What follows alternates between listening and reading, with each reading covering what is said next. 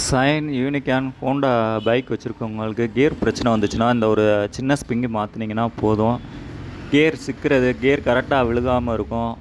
Gear வந்து எந்த கியரும் விழுகாமல் நியூட்ரலில் இருக்கிற மாதிரி பிரச்சனை இருக்கும். அந்த வண்டிகளுக்கு இந்த சின்ன ஸ்ப்ரிங் மாற்றுனீங்கன்னா கியர் பிரச்சனை சரியாயிரும். இது மாற்றாமல் நம்ம வண்டி ஓட்டினோம்னா கிளச்சு பிளேட்டு அடியாயிரும். உங்களுக்கு இது ஒரு சின்ன வேலை தான். நீங்கள் பார்க்குற இடத்துல கொடுத்து கியர் பிரச்சனைனா இந்த ஸ்ப்ரிங்கை மாற்றிக்கோங்க.